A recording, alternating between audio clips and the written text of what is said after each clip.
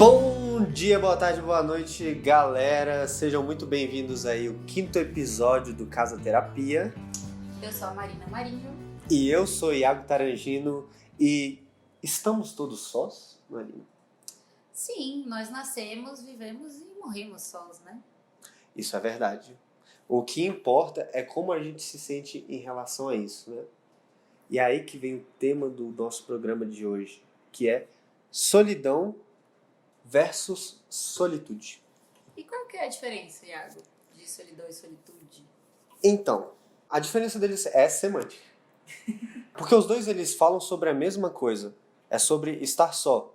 Mas são conceitos que são levados para lugares diferentes. A solidão, a gente sempre remete a algo ruim, a algo negativo, né? Estar sozinho, mas se sentir sozinho principalmente. Mesmo quando está rodeado de gente, mesmo quando está no meio da multidão, se sentir sozinho seria o conceito da solidão. E já o conceito da solitude é o oposto.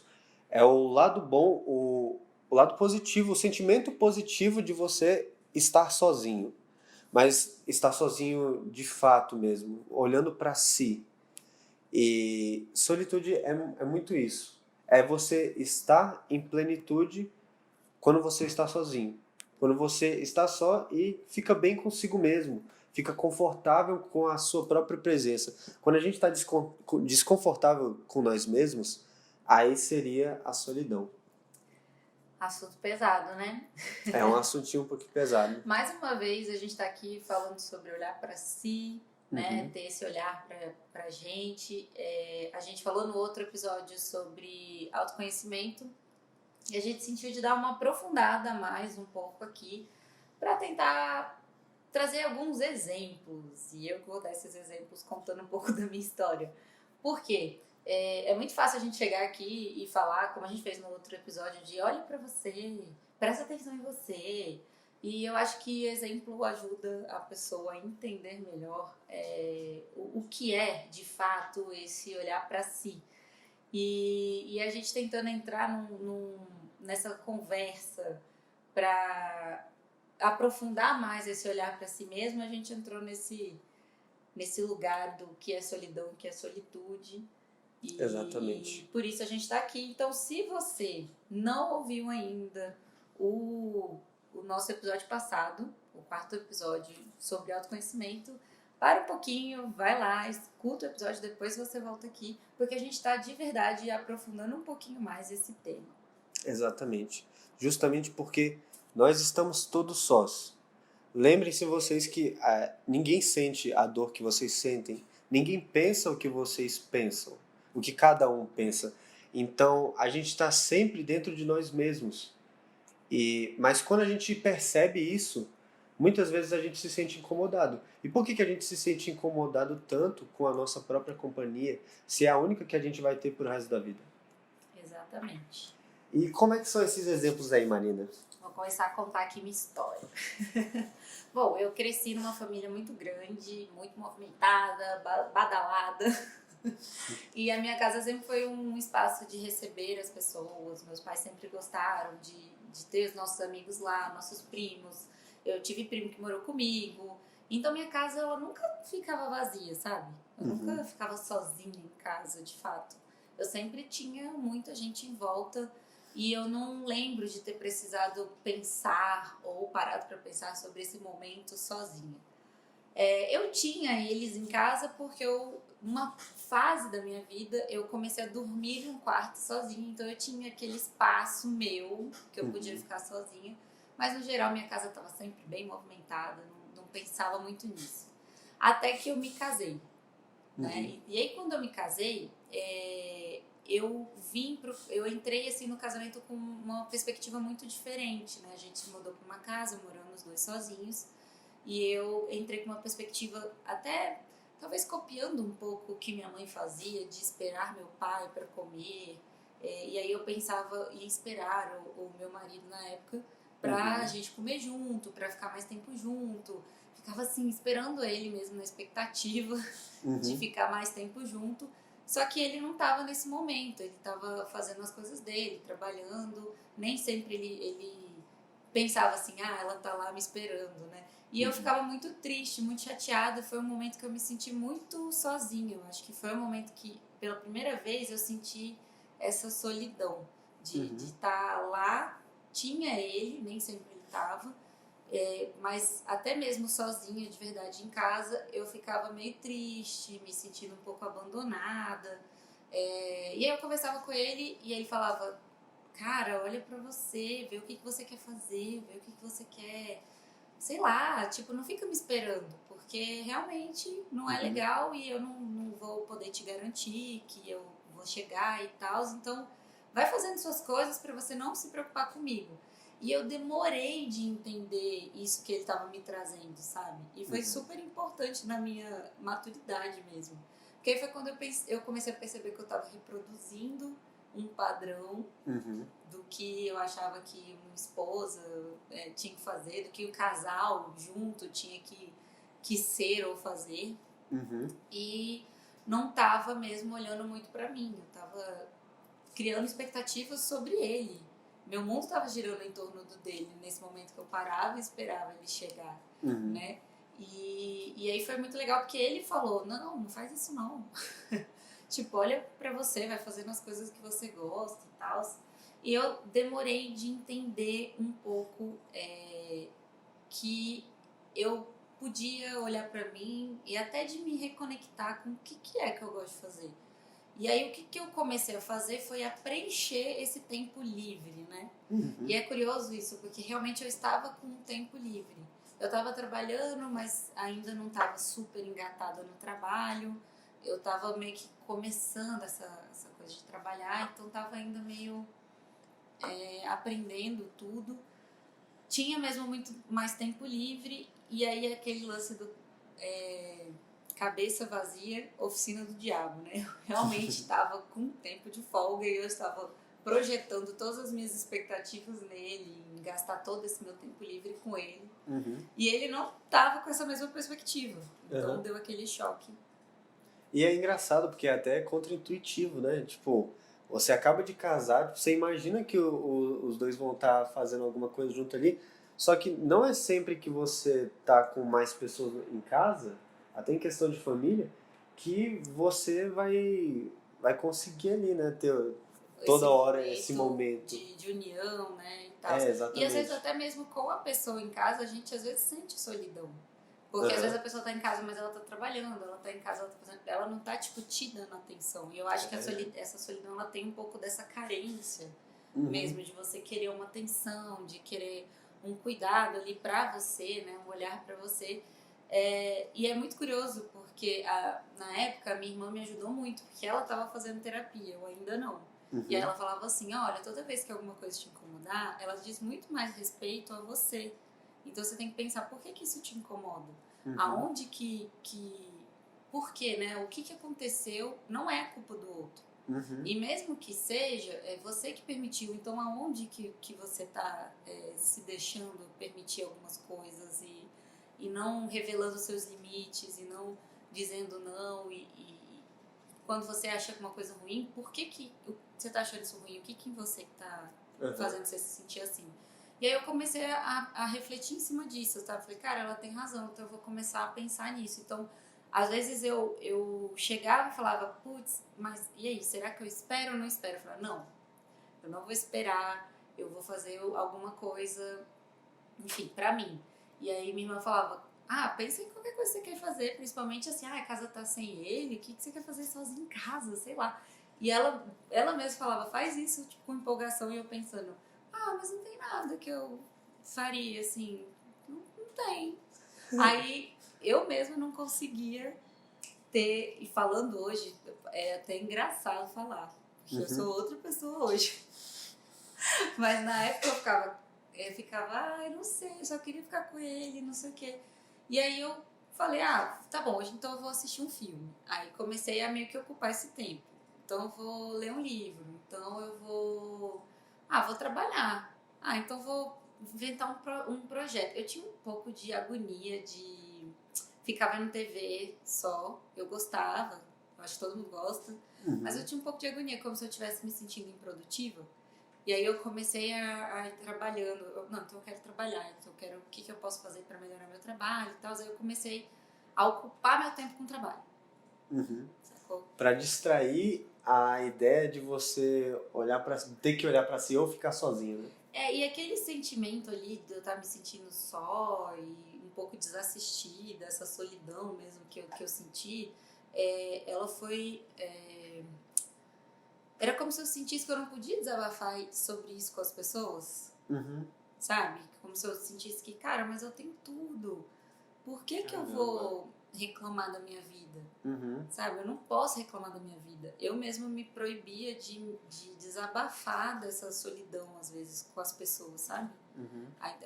Ninguém imagina, às vezes, que uma pessoa que tem um monte de amigo, que tem uma família, assim, unida e tal, não vai falar, né?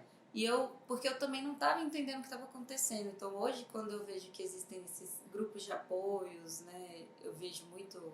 Recentemente rolou um baby boom na minha família, um monte de mães, né? E eu vejo que as mães que se permitiram entrar, às vezes, num grupo de outras mães, elas se sentiram apoiadas, né? E no momento que, antes, quando elas estavam sozinhas, o que elas sentiram foi a solidão. De estar num lugar onde elas não estavam entendendo direito, tendo que assumir um monte de responsabilidade, onde elas estavam cansadas e se sentindo culpadas por um monte de coisas.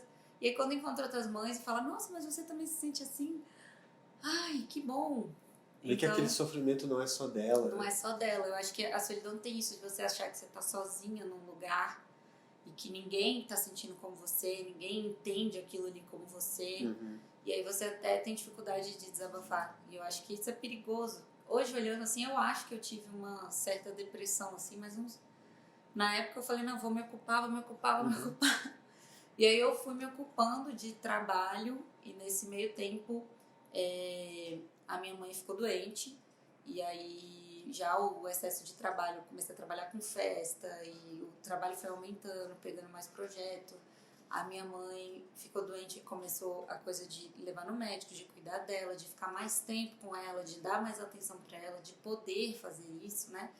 E aí, se eu já tava sem olhar para mim lá atrás, nesse momento que eu tava no tiro, porrada e bomba, apagando incêndio, assim, eu não olhava nem um pouco pra mim. Então eu só tava tipo, tá, o que eu preciso fazer hoje? O que minha mãe precisa? O que preciso responder no trabalho? Literalmente a situação de apagar incêndio, sabe? Todo dia, sem tempo pra nada. Isso foi tapando as coisas, você tapou as coisas com a hiperprodutividade, né? Exatamente. Fazendo muito pelos outros e pros outros, mas não pra si. E não pra si, exatamente. Foi uma fase bem difícil Na verdade, não é nem que ela é difícil, eu acho que ela é um modo automático. Eu entrei num modo automático, onde meu subconsciente mesmo, ele evitava que eu olhasse pra mim, assim. Então, as pessoas vinham pedindo coisa, eu achava que eu tinha que fazer, e eu não dava muito limite, então eu ficava tentando ajudar todo mundo, e um monte de coisa acontecendo na minha vida. E foi uma época que eu senti uma pressão terrível, um peso muito grande, ao mesmo tempo eu só estava seguindo, eu só estava vivendo. Acordando, terminando de fazer o checklist do que eu tinha que fazer naquele dia e vivendo. E não olhando pra mim. Nesse momento, eu não senti solidão. Eu acho que quando a gente tá nesse momento de apagar incêndio, a gente sonha com o momento da solitude. Eu acho que a gente sonha com, nossa, eu dou tudo pra ficar de férias e botar o pé pra cima e não fazer nada. A gente fica sonhando com isso, né? Sim. E nesse momento que eu tava nessa correria, eu também ficava pensando, nossa, eu só queria um descanso, umas férias, sabe? Ficar mais tranquila. Aí quando minha mãe morreu, rolou de novo um momento solidão. Né? E até pra lidar com essa informação de que minha mãe não tava mais aqui, e minha mãe era muito importante pra mim, ela cuidava de mim, enfim, me senti um pouco órfã, assim, de não ter mais a pessoa que eu acho que faria qualquer coisa por mim aqui, sabe? E aí rola esse baque da solidão de novo. E eu acho que eu senti de novo, tipo, cara, né? Eu comecei a me questionar, tipo, a vida. E aí eu acho que foi uma depressão já um pouquinho mais funda. E o que me levantava da cama era o excesso de tarefa que eu tinha que terminar. E aí eu pensava, nossa, eu não vou deixar ninguém na mão. Vamos. Uma vontade muito grande também de acolher meus irmãos e meu pai, de tamo junto, vamos ficar junto, vamos aqui. E também eu pensava todo dia, e eu já falei também no episódio do luto, né, que eu pensava muito assim, o que minha mãe gostaria que eu fizesse? E isso me ajudava a levantar da cama e continuar, sabe? Até que, nesse exagero de tarefas e pouco olhar pra si, pouco se cuidar, eu tive um piripaque. Entendeu? Do nada. Do nada, eu tive uma labirintite, eu achei que eu ia morrer, porque eu vomitava muito e eu levantava, eu tinha vontade de vomitar, eu deitava, tudo girava, não conseguia deixar a luz acesa, eu perdi o controle do meu corpo, assim. E aí eu pensei, nossa, eu acho que eu tô morrendo. Caraca. E aí vai no médico e tal, aí, você tá precisando se cuidar, tá muito estressada, tá isso, tá aquilo. E eu falei, cara, eu tô mesmo. Eu tô mesmo, eu não vou negar, eu não vou ir contra isso, eu quero melhorar. Tipo, eu quero melhorar, eu acho que eu preciso, tá no momento. Aí eu comecei a pensar, tá, o que eu posso fazer pra melhorar? Né? E aí, eu preciso dormir melhor. Eu desenvolvi aí um hábito super horrível na faculdade de não dormir bem, de virar à noite para trabalhar, e isso me desalinhou todo o sono. Eu falei, tá, preciso arrumar meu sono, então vamos lá. Aí eu li aquele Milagre da Manhã, o livro Milagre da Manhã, comecei a ler autoajuda, né, coisa que eu não tinha feito ainda. Esse livro é muito bom. Aí ele começou a falar, né, pra você ter um milagre da manhã, precisa fazer o milagre da noite, né? E aí eu comecei a me preparar à noite para conseguir dormir uma noite inteira e no dia seguinte conseguir acordar cedo. Por quê? Eu percebi que por mais que eu tentasse fazer academia à noite, fazer outras coisas à noite, o trabalho me engolia. E eu tava num momento que o trabalho sempre me engolia. Então eu chegava no trabalho e falava, tá, vou sair às 6. Só que chegava às 6 horas eu não tinha terminado tudo o que eu tinha que fazer no trabalho. E aí o trabalho me engolia. E eu não conseguia parar pra ir pra academia. Não conseguia dar esse limite, dar esse não ali. Aí eu falei, então eu já sei o que eu vou fazer, eu tenho que fazer antes. E aí é muito do que o livro traz. Então eu vou acordar e eu vou malhar de manhã, eu vou cuidar do meu corpo de manhã, vou tentar meditar. Todo mundo fala de meditação, não entendo direito, mas vou tentar porque eu quero melhorar. E vou tentar fazer essas coisas de manhã. Aí eu comecei a fazer. E eu fui vendo o resultado. Eu fui vendo que eu tava ficando mais produtiva, que eu tava dormindo cada vez melhor, que tava me sentindo mais disposta. Aí procurei terapia, aí foi a primeira vez que eu fiz terapia, comecei a me relacionar melhor com a comida, comecei a olhar pra mim com outros olhos, começar a me cobrar um pouco menos também, porque quando a gente fica doente, mesmo fazendo tudo pra todo mundo, a gente se culpa muito de ter ficado doente, né? A gente fica tipo, nossa, como é que eu deixei de chegar nesse lugar e tal. A gente tem muita dificuldade de se acolher, né? Tem. Por isso que a gente se sente tão desconfortável consigo mesmo. A gente fica, caraca, por que, né, que eu fiz isso comigo, em vez de falar, eu fiz, agora estamos aqui pra tentar fazer melhor, pra melhorar. Exato. E aí a terapia ajuda muito nisso, né? De, olha, calma, né? Vamos um dia de cada vez, vamos olhar, um dia você vai acordar e você não vai estar bem, mas tem dia que você vai acordar e você vai estar ótimo. Exato. Né? Tem dia que eu acordo e eu me acho linda, e tem dia que eu acordo e me acho horrível. E faz parte, é o famoso dia de cada vez, né? Exato. Aí, nesse momento, foi quando eu comecei a me reconectar comigo. Porque aí eu comecei a olhar pra mim e me autocorrigir. A autocorreção é mais ou menos essa, de eu já começar a me culpar, eu não fiz isso, né? Aí a autocorreção é tipo, ei, calma, você não fez isso, mas você fez isso. Você fez o que você pôde hoje. Você, entendeu? Aí eu comecei a me autocorrigir de não me cobrar tanto. Comecei a fazer essas meditações que foram ajudando até me ajudaram até a tomar melhores decisões para as coisas de trabalho e tal. E aí eu comecei a andar de bicicleta de manhã cedo, também fazia academia e tal. E aí isso tudo foi me ajudando a ter esses momentos comigo. Então, esse momento da academia, da meditação, esse momento até de autocuidado, de banho e tal, eu comecei a prestar mais atenção em mim mesmo. É o que a gente falou, olhe pra você. Eu acho que eles são muito mais nesses momentos que a gente tá em solitude. Onde a gente consegue ignorar o resto e olhar pra si. E, tipo, conversar com você mesmo, já botar as ideias aqui dentro do que você quer fazer. E eu acho que a chave de ouro, assim, dessa transformação que eu fui passando foi o livro do Caminho do Artista. A autora dele, ela fala assim, que todo dia de manhã, o melhor jeito de desbloquear a criatividade é a gente escrever todo dia, botar pra fora as coisas que estão aqui, não ficar acumulando. E que os primeiros 45 minutos da manhã a gente não se bloqueia. Diz que a gente não tem filtro. E é o melhor horário para escrever por isso, pra gente não ficar se bloqueando e tal. E aí eu comecei a escrever. Não tem regra, não pode escrever qualquer coisa, não precisa se preocupar com pontuação, se tá fazendo sentido, se não tá, só tem que botar pra fora, sabe? Só que ela pedia pra escrever 3 páginas e nem sempre eu conseguia. Mas aí eu também me falava, Marina, mas pelo menos você começou, você escreveu alguma coisa. Exatamente. Pra eu também não ficar me cobrando de ser perfeita ali, entendeu? E aí eu comecei a escrever. E aí isso me ajudou demais, assim. Acho que foi o processo que mais me conectou comigo. E aí a minha escrita passou por várias fases. Ela passou pela fase de eu começar só, tipo, reclamando da minha vida. Depois eu comecei a, tipo, ter ideias e escrever minhas ideias ali.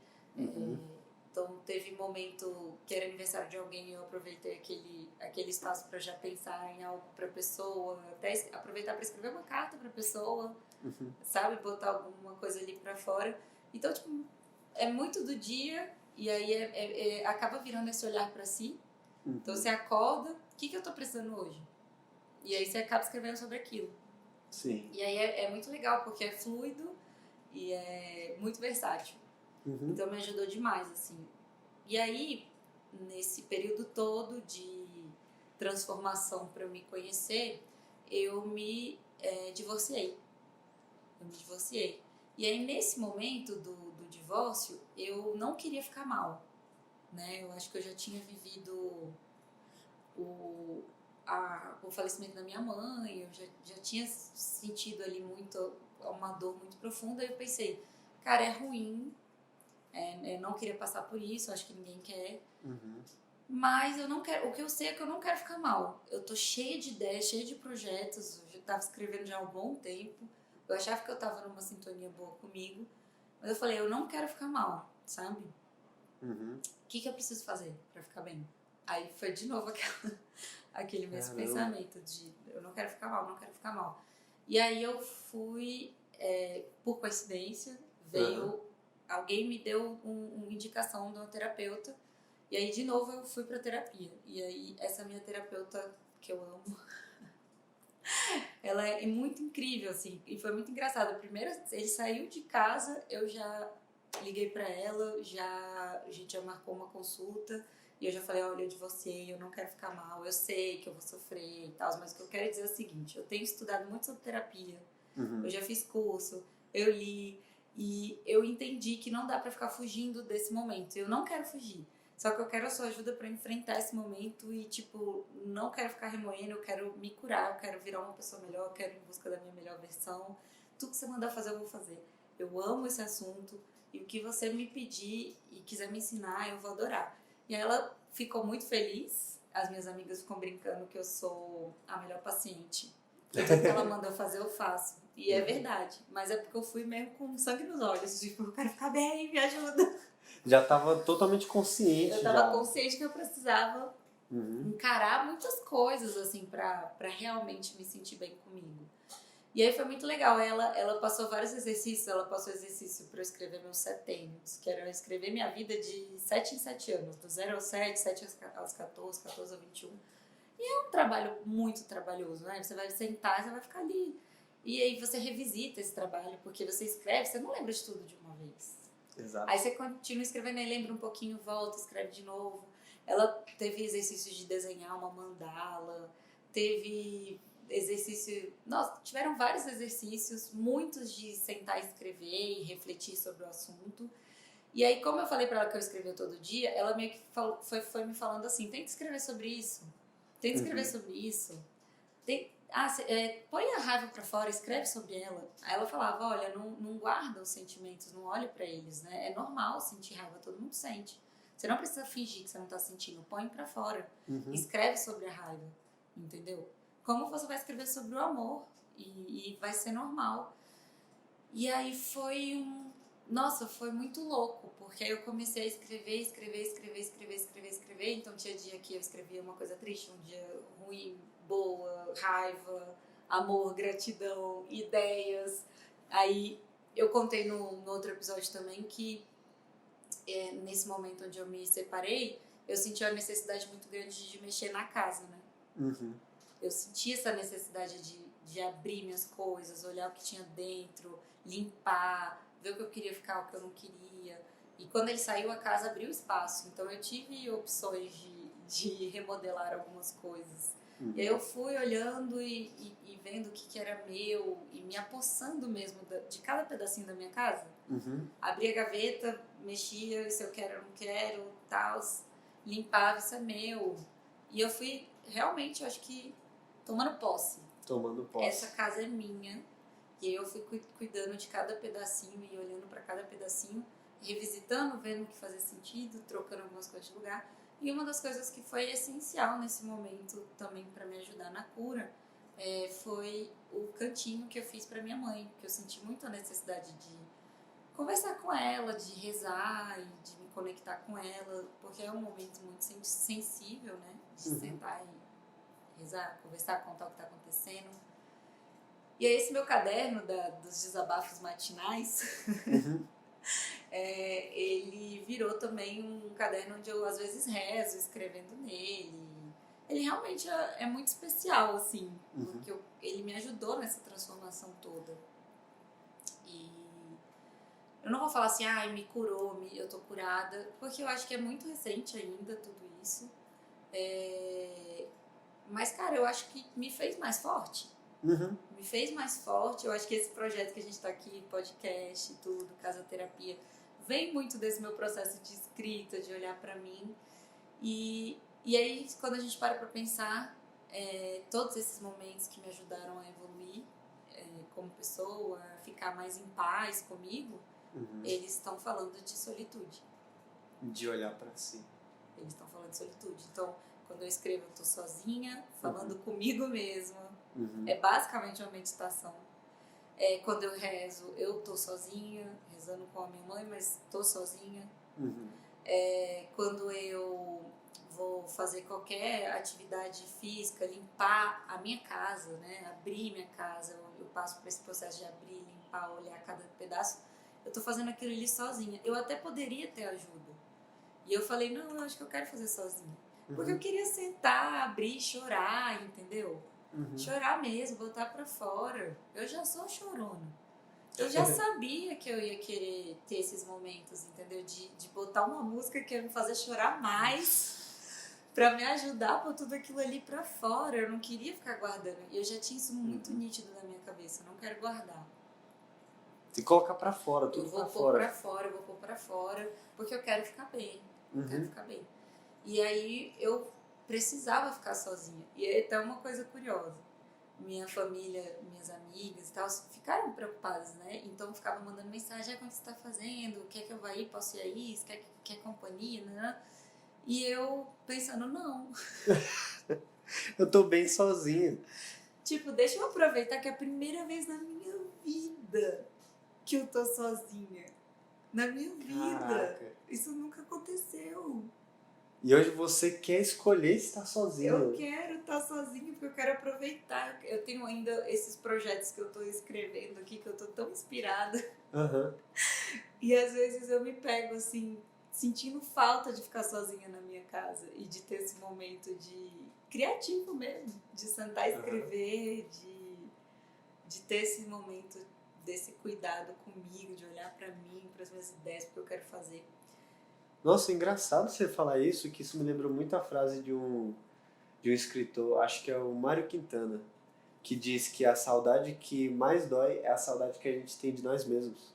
Total. E é muito sobre a solitude, não é? Total, é sobre a solitude. Quando eu me separei e ele saiu de casa, eu pensei, o que eu vou fazer, tipo, né? Uhum. Eu preciso me apegar às coisas boas, né? Aí eu pensei, tá, pequenas alegrias, vamos começar pequeno. Uhum. Pequenas alegrias.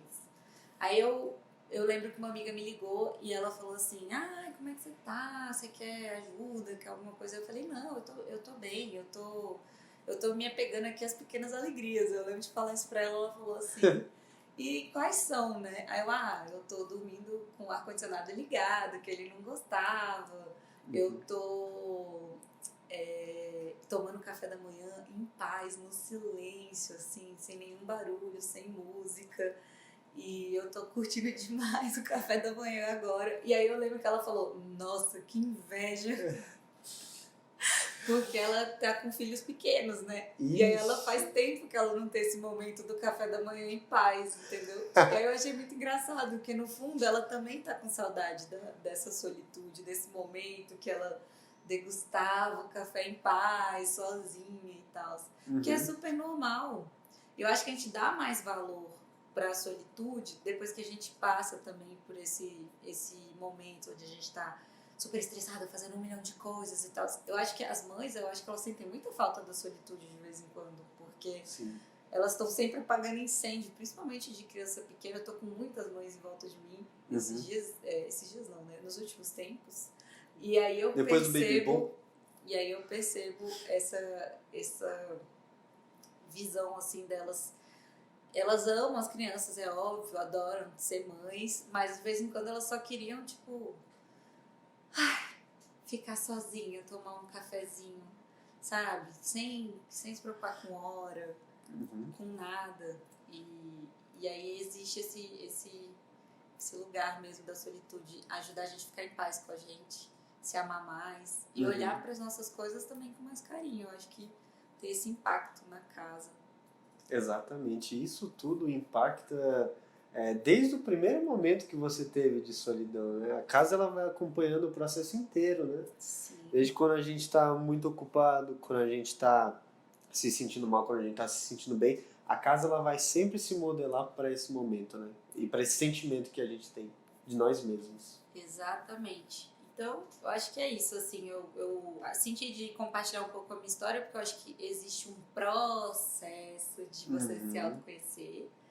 E eu acho que a gente falou no episódio passado, e vale reforçar aqui, que o autoconhecimento, a gente está sempre se autoconhecendo, porque a gente está sempre se transformando. Então, eu acho que me ajudou muito eu também encarar as minhas coisas, olhar com essa vontade de não ficar escondendo muito. É um dia de cada vez, então, às vezes falando aqui, pareceu que foi leve, que foi tudo uma paz, e não foi, não existe isso de você encarar as suas feridas e sair feliz, né? Então não foi, tiveram muitos dias de choro nesse lugar de escrever sobre o que eu tô sentindo, nas consultas com a terapeuta mesmo, nos pensamentos, nas coisas que eu tinha que refletir. Teve muito esse momento, né? Então, assim, falando aqui, eu tô resumindo a minha vida em alguns minutos, né? E eu tô resumindo um pouco isso. Então, também não quero que você escute e pense, mas então, né, quer dizer então que ela foi pra terapia e pronto. Não, eu fui pra terapia com o propósito de que eu tô vindo, eu vou me jogar, tudo que você mandar fazer eu vou fazer. Eu já entendi, eu tenho lido sobre, eu quero ser uma versão melhor de mim. Se eu sou ou não, eu tô fazendo o meu melhor pra isso. E provavelmente eu vou precisar ficar sempre me revisitando. Então, assim, se hoje eu parar de escrever e parar de olhar pra mim e entrar de novo no modo automático, talvez mais pra frente eu vou me perder de novo. Porque a vida é meio cíclica, assim, né? Eu acho que também aceitar um pouco do seu momento e fazer o que você consegue no dia. Eu parei de me cobrar, por exemplo, de escrever 3 páginas por dia, porque eu não conseguia sentar e escrever à mão 3 páginas.